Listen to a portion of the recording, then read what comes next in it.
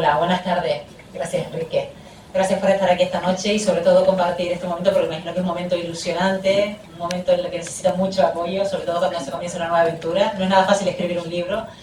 De todas maneras, sabemos que para Raquel Marín, incluso hacerlo de una forma muy accesible, ya se ha convertido en los últimos tiempos pues una tarea tal vez más sencilla de lo que parece, sobre todo cuando tratamos con gente tan técnica, en un ámbito tan difícil y complejo como puede ser la neurociencia. Bueno, yo soy Estíbaliz Pérez, trabajo en la televisión canaria, en el programa Buenos Días Canarias.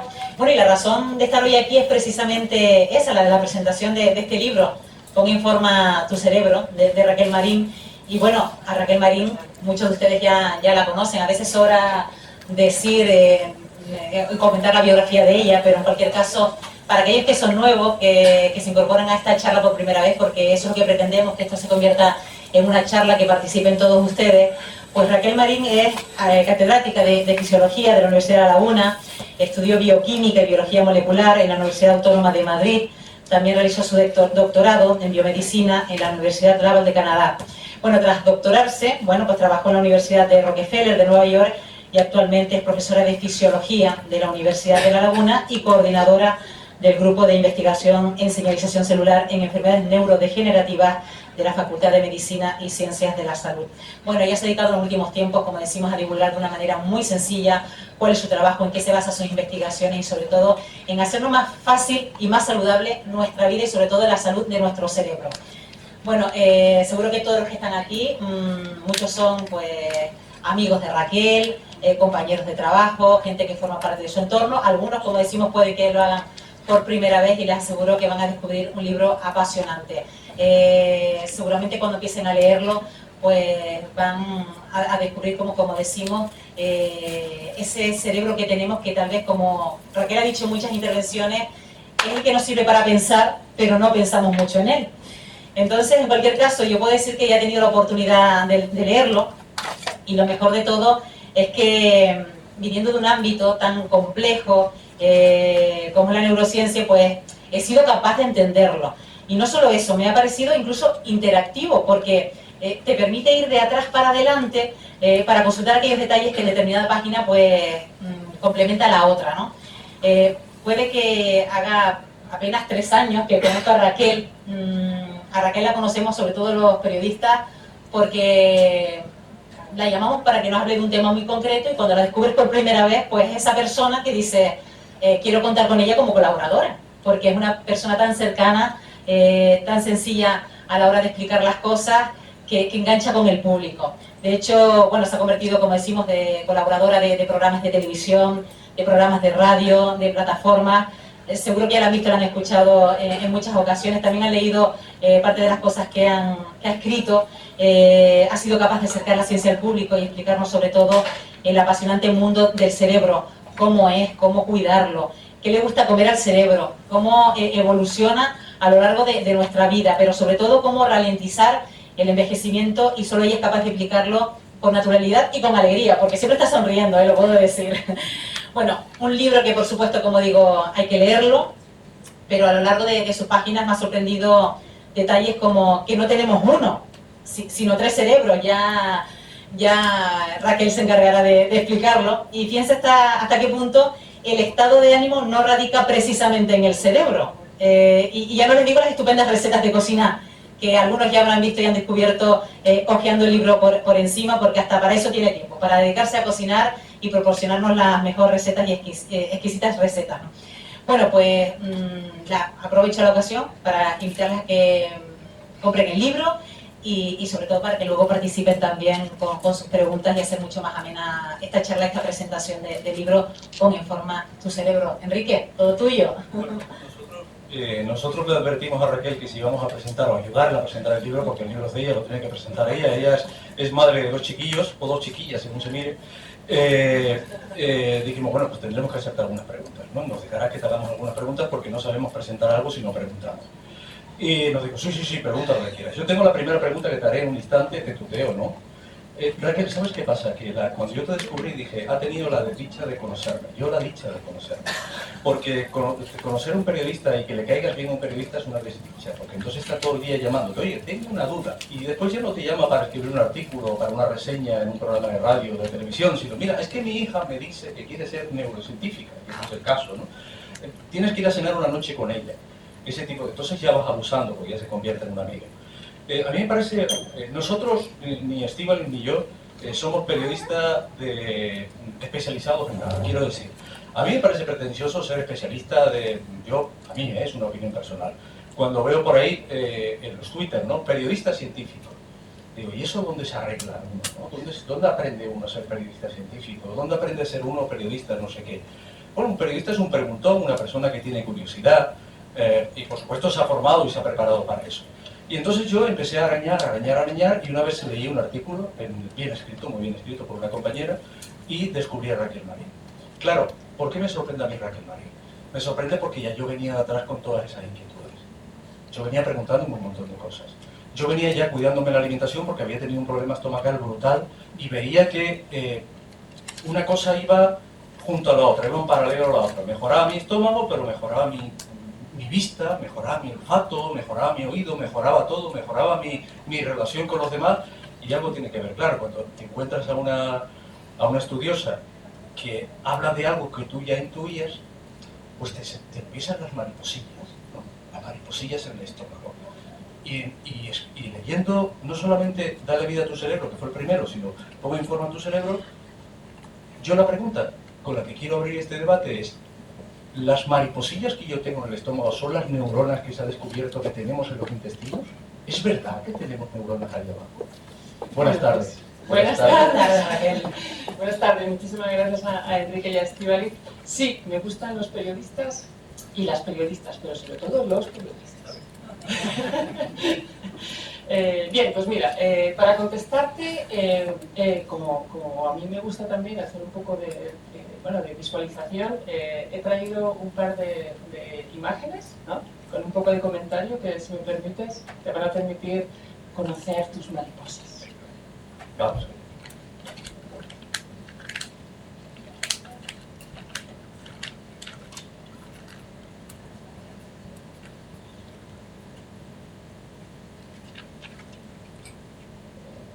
Bueno, ¿se oye bien?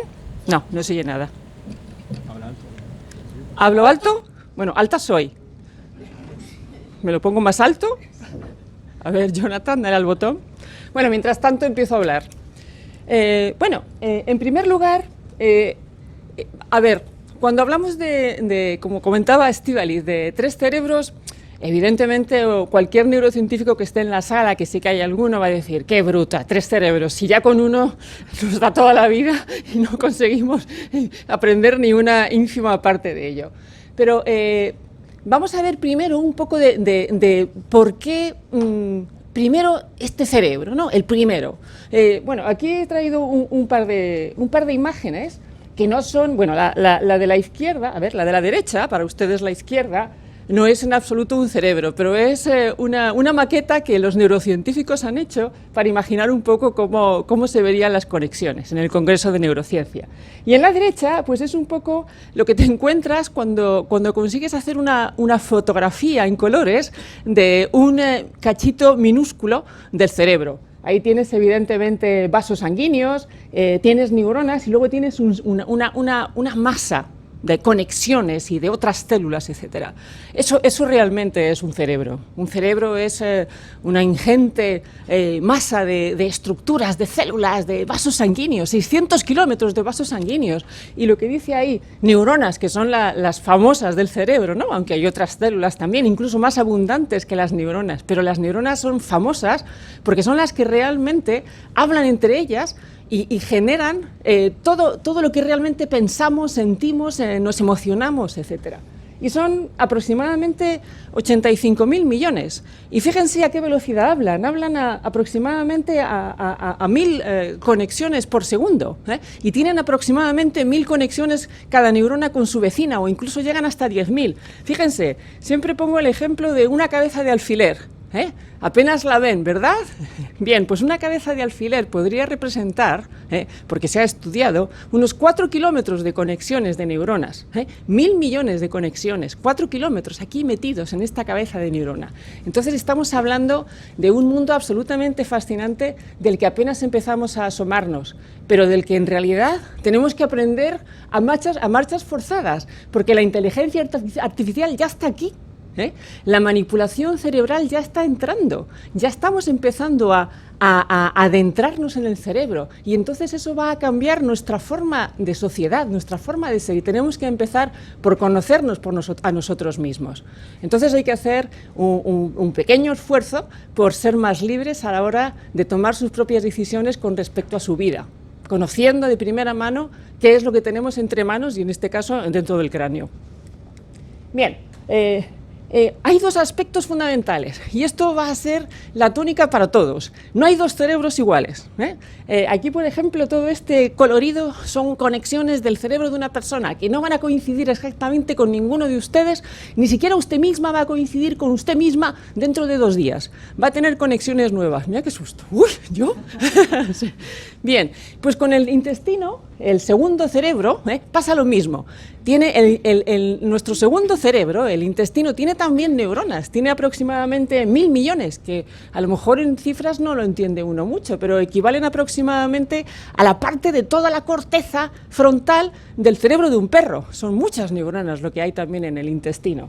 Y lo más fascinante del intestino es que está colonizado por una ingente cantidad de microorganismos que podrían ser el tercer cerebro y que representan un peso en nosotros increíble, hasta el punto de que uno se puede plantear de una forma humilde si realmente uno es un organismo o es una colonización de los microorganismos en uno, porque fíjense, tienen 150 veces más material genético que nuestro propio genoma, y no solamente eso, sino que aproximadamente representan 2 kilos de peso.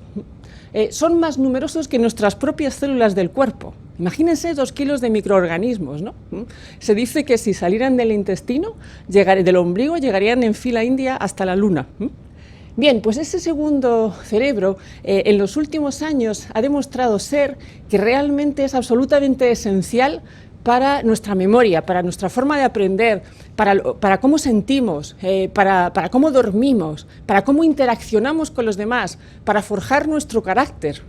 Esta mañana precisamente leía un artículo que acaba de salir en la prestigiosa revista Nature, que dice que los desequilibrios en el intestino también afectan muchísimo la forma de reaccionar frente al miedo, reaccionar frente a los riesgos, etc. Imagínense a ese punto, ¿no? Hasta ese punto. Entonces creo que podemos hablar de un segundo cerebro conectado con el primero, porque además están conectados. Bien, en el libro entonces hay un aspecto, quiero comentar que el libro lo he hecho un poco de acuerdo a la demanda de las personas. El primer libro me permitió conocer mucho más los intereses de las personas, ¿no? A base de dar un montón de charlas, de hablar mucho sobre el tema, etcétera, y de escuchar mucho también.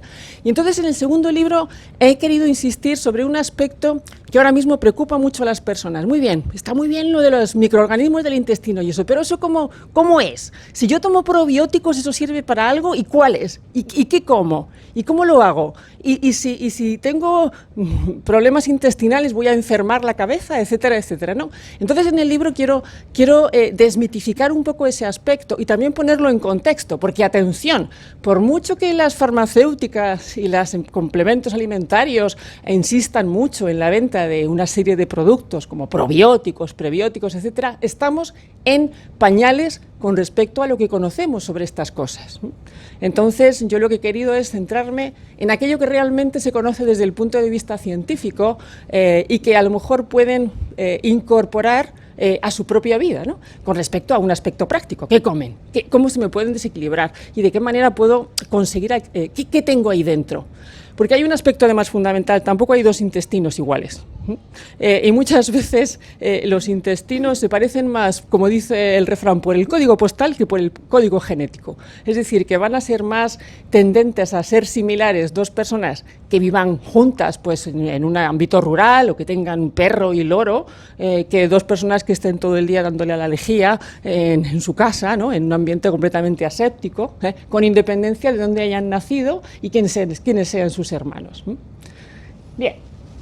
Entonces, en líneas generales, esto ayuda también a empezar a conocer un poco mejor el segundo cerebro. Bien. Bueno, y a ver, en principio, ya los que hayan leído el primer libro ya saben más o menos qué hace falta para tener un cerebro óptimo y en forma, ¿no?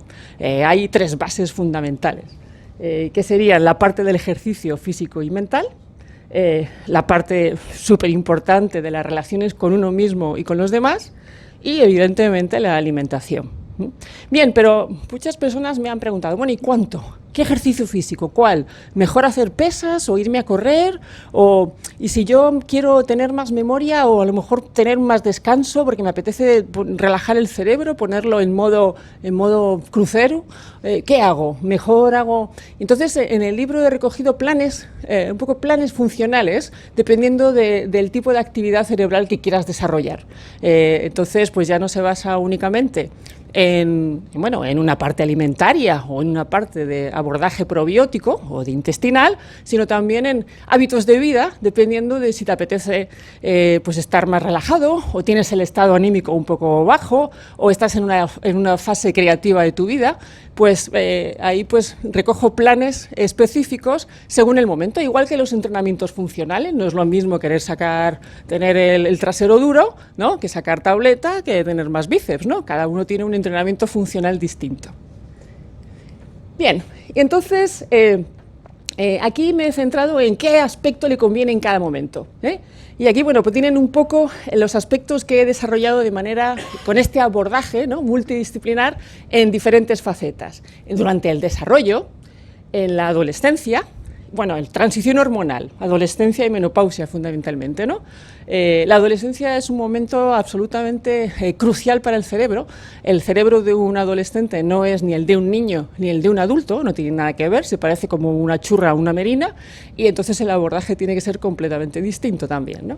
Y lo he reflejado en el libro. Le he dedicado un pequeño homenaje a los adolescentes, que tantas penurias los que tengan hijos o los que enseñen a adolescentes, como veo allí a Vicky, profesora de secundaria, que los conoce bien, pues hay que abordar su cerebro de una forma completamente distinta. Y luego, pues ahí tienen, intelectual máxima, creativa, descansando, levantando el ánimo, en la transición hormonal y en la tercera edad.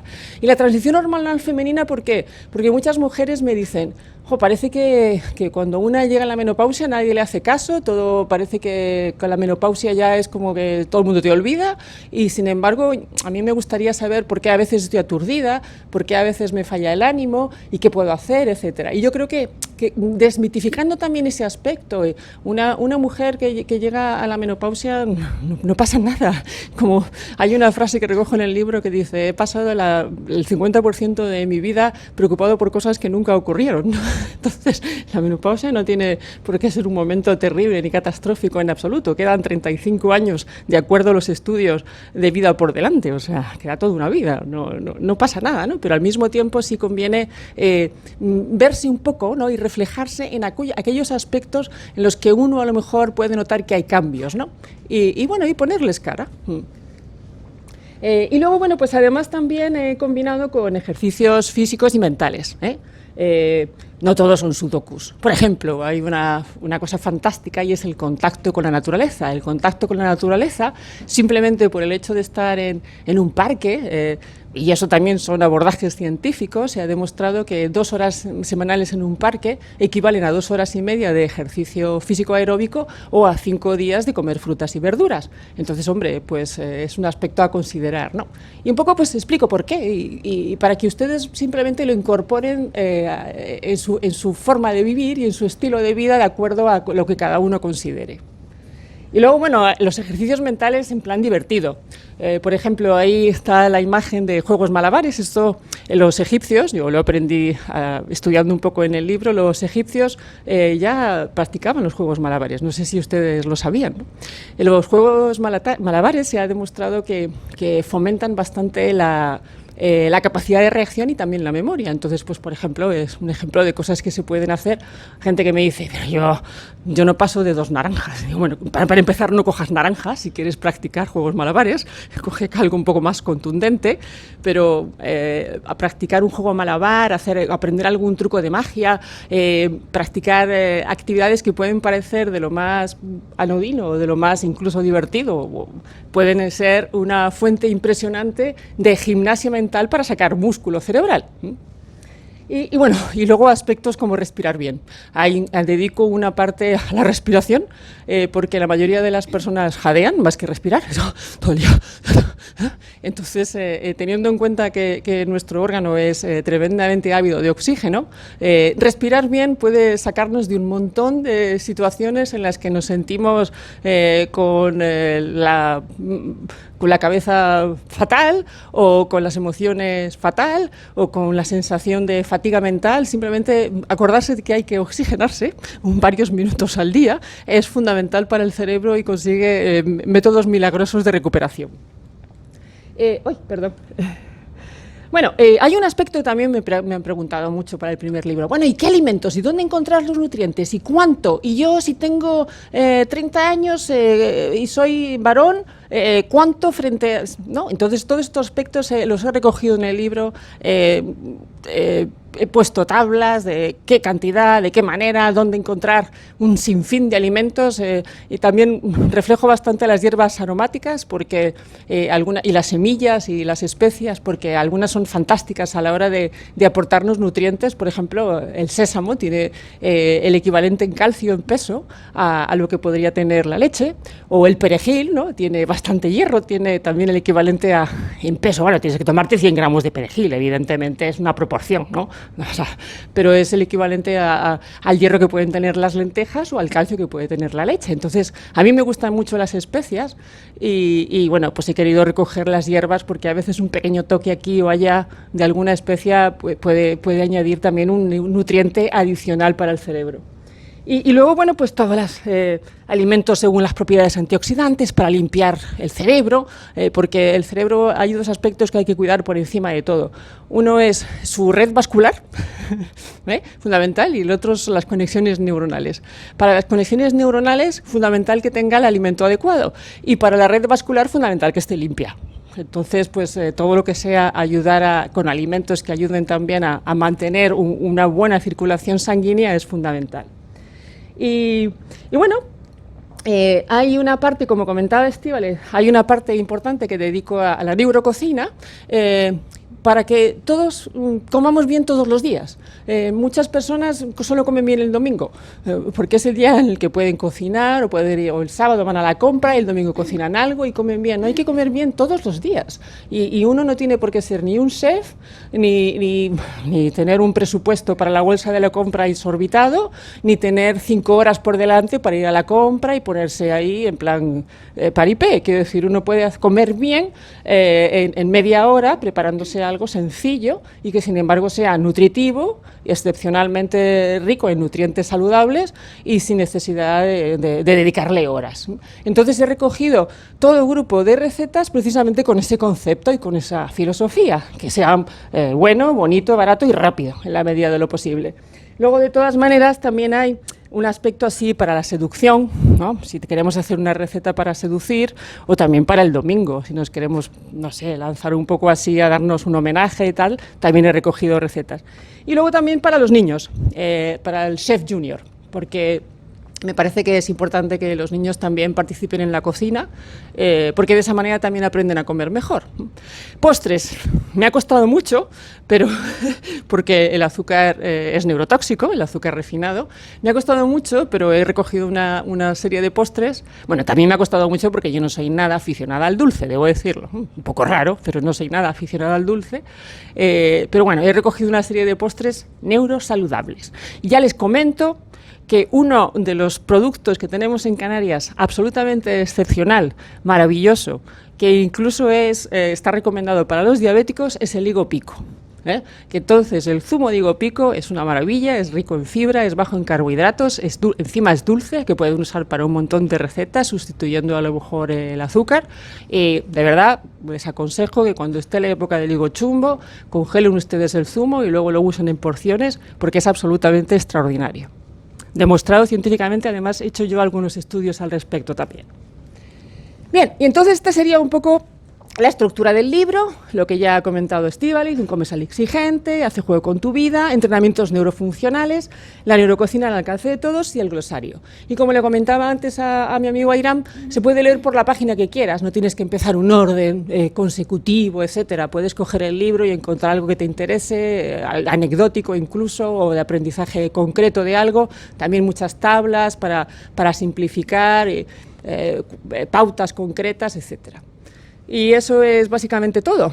Esto lo he puesto porque me costó un montón conseguir esta foto, yo misma, ¿no?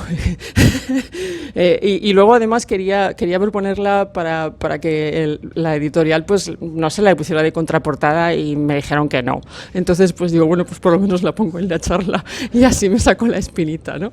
Porque aquí donde la veo me costó un montón conseguir hacer que la pasta tuviera forma de cerebro, que no sé si lo he conseguido. Dani, ¿lo he conseguido? Más o menos, ¿no?